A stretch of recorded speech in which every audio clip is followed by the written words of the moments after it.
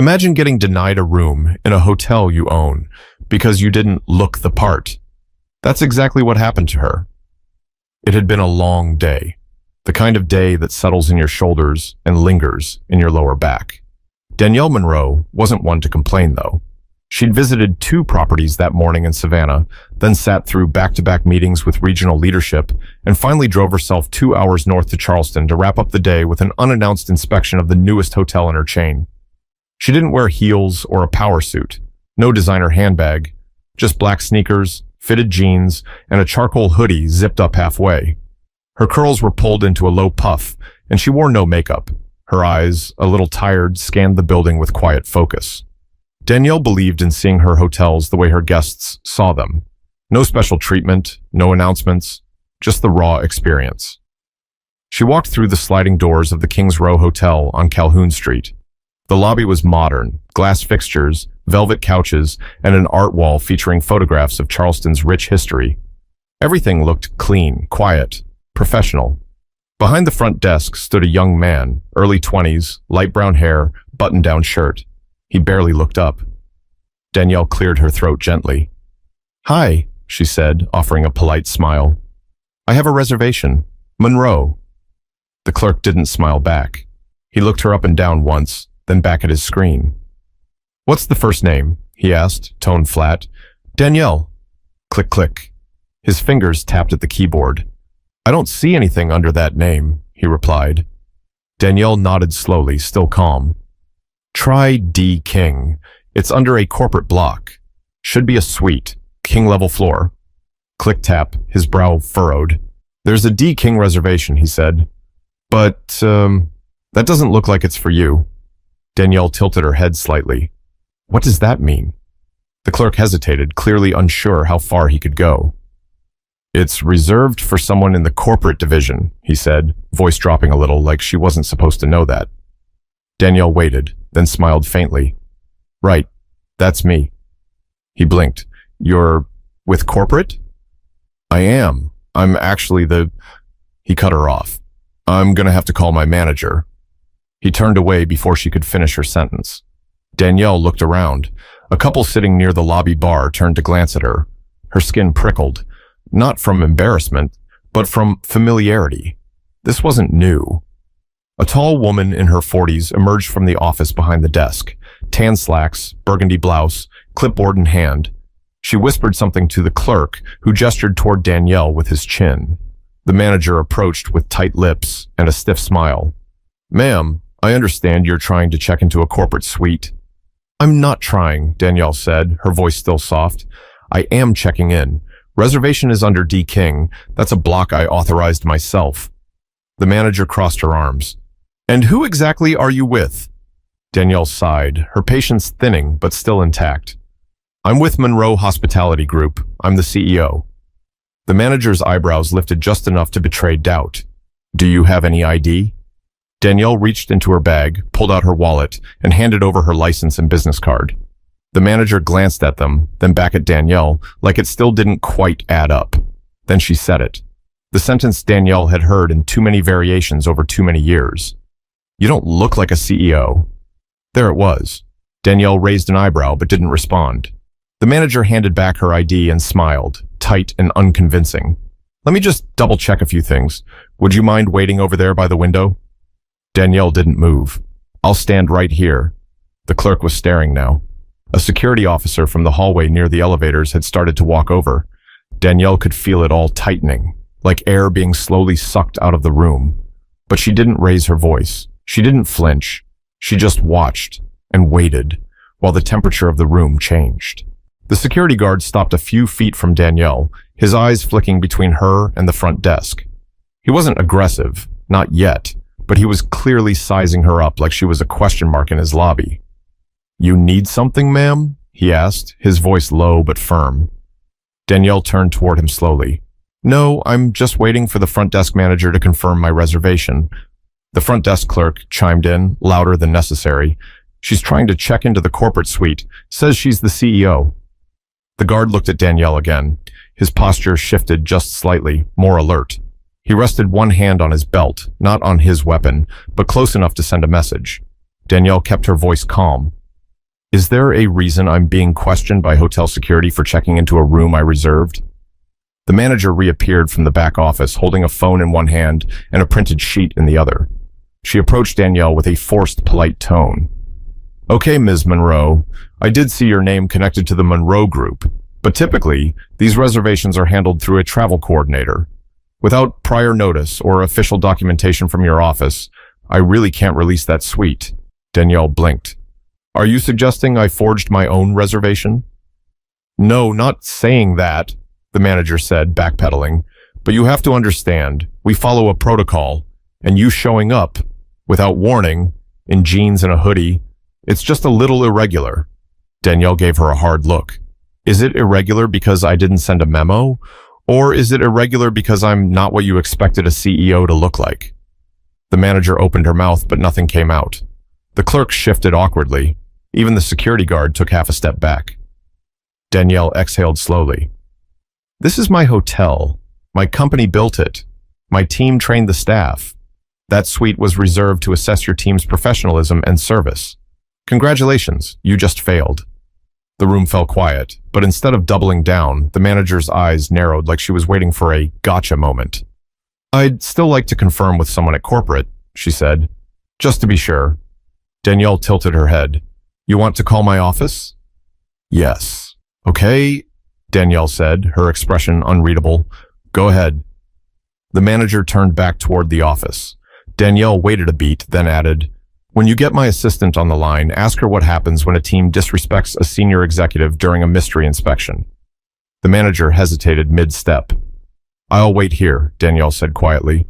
The security officer cleared his throat. Ma'am, if you could just step outside while they confirm, this really isn't necessary. Danielle turned her full attention to him now. What isn't necessary? Me standing here or me being in this hotel at all? He looked uncomfortable, like he hadn't thought it through before speaking. Danielle slung her bag over her shoulder. You know what? I'll step outside. I could use some air. She walked slowly toward the glass doors. Her sneakers made soft contact with the polished floor, every step louder than the silence behind her. Out on the sidewalk, she pulled out her phone. One number, no hesitation. Janae, she said when her assistant picked up, I need you to call William and tell him to contact the Charleston Kings Row Hotel right now. Use the internal line. Pause. Yes, they're playing with the wrong one. She ended the call and stared through the glass. Inside, the front desk staff were huddled, whispering.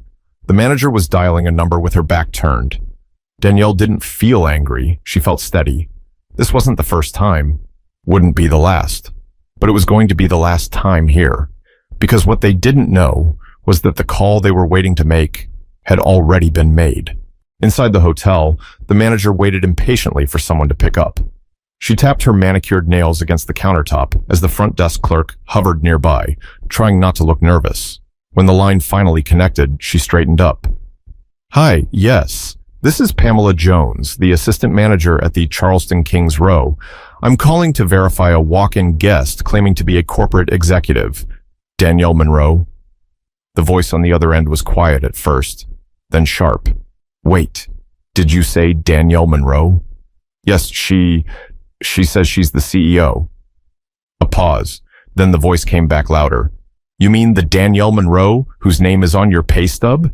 The one who owns the Monroe Group, that owns the Kings Row brand? Pamela froze. The voice didn't stop. Put me on speaker, now. She fumbled with the phone, clicking the speaker icon. The front desk clerk stiffened as the voice rang out into the lobby. This is William Langston, Vice President of Operations. Who am I speaking to again? Pamela, Assistant Manager, she said, her throat dry. Pamela, William said, voice low now, but surgical. Why exactly is the CEO of the company standing outside her own hotel right now? Why was she not only refused a room, but met with security? Pamela glanced toward the glass doors where Danielle was still calmly waiting. I wasn't sure it was really her. And so you decided what? That she didn't look the part. The clerk stepped back, pretending to reorganize brochures. Pamela was out there alone now. William continued. Tell me, did she raise her voice? No. Did she threaten anyone? No. Did she do anything other than give you her name and ask for the room that was reserved for her? Pamela swallowed. No. Silence. Good, William said, because now you're going to walk your ass outside and apologize to her. Not tomorrow. Not after lunch. Right now. And then you're going to offer her anything she wants and hope she doesn't decide to make this your last day in hospitality. Pamela glanced at the security guard, who had wandered back toward the elevator but was clearly listening. She looked like she wanted to melt into the floor. Do you understand me? William snapped. Yes, sir. The line went dead. Pamela stood there for a second, her skin suddenly feeling too tight for her body. Outside, Danielle was calmly scrolling her phone. The manager approached the door, opened it, and stepped out. Ms. Monroe. Danielle looked up, unfazed. I want to sincerely apologize. There was clearly a major misunderstanding. Your suite is ready. I'd be more than happy to... Danielle stood slowly. You've confirmed who I am? Yes, of course. I spoke with corporate.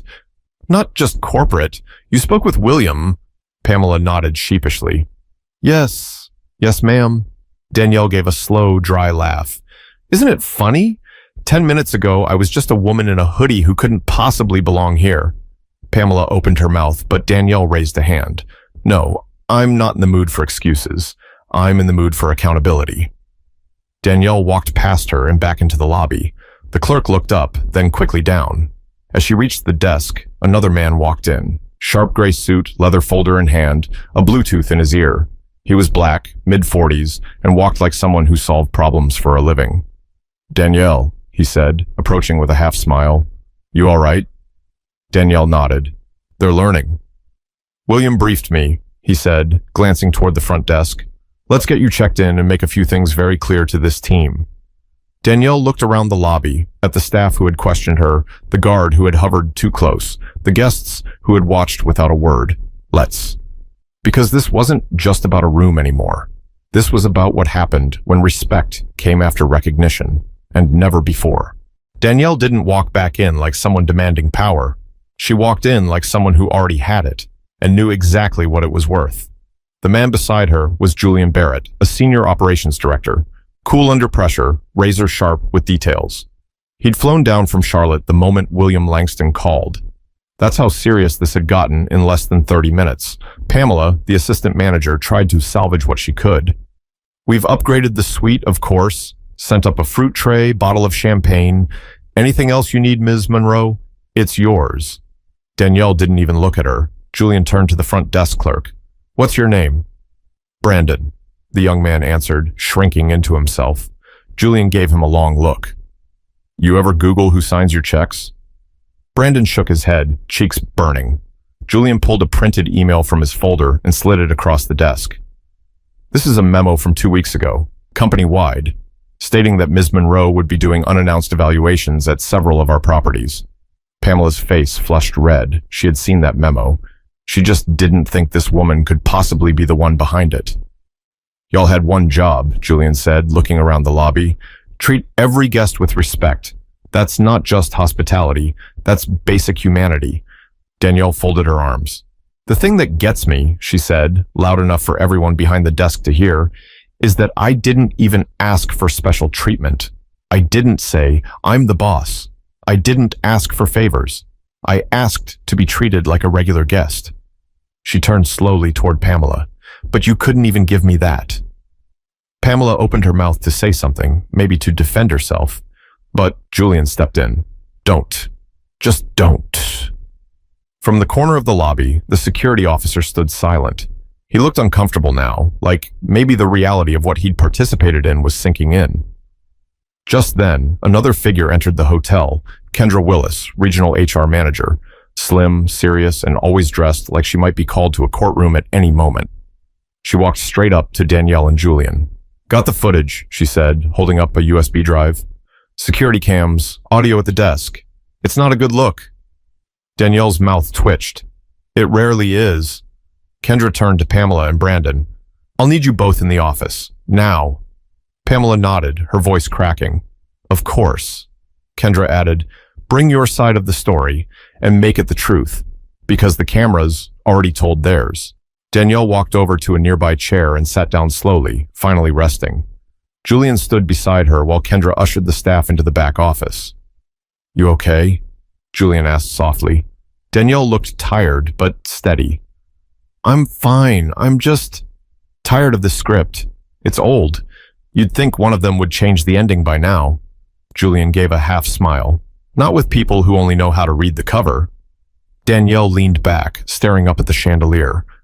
"They thought I didn't belong here, that I was in the wrong place, but they never stopped to think maybe they were." A few minutes passed. Guests came and went, sensing something off in the air, but not knowing what. The mood had shifted. You could feel it, even if no one was saying it out loud. Finally, Kendra came back. "They'll need to complete sensitivity and anti-bias training," she said. "Effective immediately. Brandon's on probation. Pamela—" She paused. "We're still deciding." Julian nodded. "Good." Danielle stood again. "I want every manager across this brand reminded, your bias is your liability. And if they're going to misjudge someone, they better hope it's not the person signing their checks. Because while a room can be cleaned, reputations take longer, and this one was already stained." Danielle didn't want revenge. She wanted clarity. By the next morning, word had spread, not just through the hotel, but across every Monroe hospitality property from Jacksonville to D.C. There'd been an emergency leadership call at 7 o'clock a.m., mandatory. Every general manager logged in, and every single one of them heard the same thing. Our CEO was profiled and denied access to her own suite. If it can happen to her, it can happen to your guests. If you can't lead with integrity and respect, pack your things. Back in Charleston, Danielle requested a staff meeting in the hotel's small conference room. Not corporate, not formal, no script, just people. The front desk team sat on one side of the long table, housekeeping, maintenance, and bar staff on the other. Most of them weren't directly involved, but they'd heard enough whispers to know something serious had happened. Danielle walked in quietly. No blazer, no entourage, just a plain black top and slacks. She stood at the head of the table. "Morning," she said. A few voices responded back, soft, cautious. She nodded. "I'm Danielle Monroe. For those of you who've never met me, now you have." She paused, letting that settle. "Yesterday, I came to this hotel to see how things were running, not as your CEO, but as a guest. I didn't tell anyone I was coming because I wanted to see the truth, not the version you clean up when corporate's around." Her voice was calm, measured, but no less powerful. "What I experienced was not just disrespect, it was judgment, based on how I looked, based on what you assumed I wasn't." She looked straight at Pamela, who sat rigid, her lips pressed thin. "I want to be clear. This isn't about me being offended. I've had worse thrown at me on my way to building this company. This is about a culture that lets assumptions override professionalism." Danielle turned to the rest of the staff. "You want to know how I built this business? I listened. I showed up. I treated people like they mattered, no matter what they looked like. That's it. That's the whole formula." The room was still, then someone raised their hand. A housekeeper in her late 50s with silver braids tucked into a bun. Her name tag read Loretta. "Can I say something?" she asked. Danielle nodded. "I've worked here since the doors opened, and I ain't never seen you in person before, but I always said, whoever's behind this place, they had to care. You can feel it in the details, the towels, the way we're trained to talk to people, how we clean like we're cleaning our own homes. That all comes from the top." Loretta looked down at the table. "I'm sorry they did you like that. That ain't how we all are." Danielle smiled gently. "Thank you, Loretta. I know. That's why I'm here, to make sure the good people don't get buried under the bad habits." She let out a slow breath. "There's going to be changes, not just here, but across every single Monroe property. We're reevaluating hiring. We're doubling down on anti-bias training. And more than anything, we're reminding every employee that judgment is not part of your job." Pamela shifted uncomfortably. Danielle turned to her. "You still have a choice. You can grow from this, or you can pack up. But what you can't do is pretend it didn't happen." Pamela's voice came out small. I want to stay. I want to do better." Danielle didn't smile, but she nodded. "We'll see. Julian, standing at the back of the room, checked his phone and stepped forward. You've got media requests coming in. Some of the employees posted on TikTok. It's already gone viral. Danielle sighed, like someone used to being the story, but tired of being this kind of story. I'll deal with it, she said. She looked around one last time at the faces in the room. Don't treat people right because you might get caught. Treat them right because that's the job. She turned and walked out. Because real leadership doesn't make noise. It leaves impact, quiet, lasting, and impossible to ignore. Danielle didn't speak to the press. She didn't need to. By that afternoon, news outlets had picked up the story from a shaky phone video one of the staff had secretly recorded, Danielle standing calmly as a manager doubted her, then walking away without raising her voice. The headline, Black CEO denied room in her own hotel, stays graceful, but sets the record straight. By the next morning, Monroe Hospitality's inbox was flooded. Some were angry, some embarrassed. Some wanted to applaud. But the message was clear. People were watching. And they weren't just watching the guests. They were watching the leaders. Pamela stepped down later that week. Brandon remained on probation, undergoing full retraining with HR. Security staff were pulled into a broader review process across the region, not as punishment, but as a reckoning. A mirror held up. Meanwhile, Danielle stayed in Charleston 3 more days, not in silence, but in motion. She walked every floor, spoke to the cleaning crews, ate breakfast in the lobby with regular guests. No press, no cameras, just presence. That Friday morning, she stood alone in front of the framed plaque at the hotel's entrance, the one she'd approved months earlier when construction finished. Her name, etched in bronze at the bottom. Danielle Monroe, founder and CEO, in honor of every guest who deserves to feel welcome. A guest walked by and paused. Mid-50s, dark blazer. He glanced at the plaque, then at Danielle, then did a small double take. You her? He asked, pointing at the name. Danielle gave a tired smile. Yeah, that's me. He blinked. Wow, well, damn. No offense, but I wouldn't have guessed. Danielle nodded slowly. Most don't. He laughed awkwardly. Well, this is a hell of a hotel. She nodded again. That's the goal. He moved on. Danielle stayed where she was. Julian joined her a minute later. You think they'll learn from this? She didn't answer right away. Then she said, I don't care if they remember me. I care if they remember what happened. He nodded. They will. She turned from the plaque and picked up her suitcase. Time to catch her flight. As they walked through the lobby, a young black woman behind the front desk looked up. Not Brandon, someone new. Maybe just hired. She gave Danielle a tiny smile and a respectful nod. Danielle smiled back. The kind of smile that says, I see you. You belong here. And this time, no one questioned it, because sometimes the loudest message is the one you never raise your voice to deliver. Sometimes the most powerful move is staying still long enough for people to see the truth for what it is. She didn't burn the place down. She lit it up. So next time someone looks at you and says, you don't look like, let them finish the sentence. Then go ahead and finish the story. If you've ever been judged before you had the chance to speak, before your name, your work, or your truth had the chance to show up, remember this. You don't owe anyone proof of who you are just to earn basic respect. But if they make you prove it anyway, make sure they never forget what happens when they get it wrong.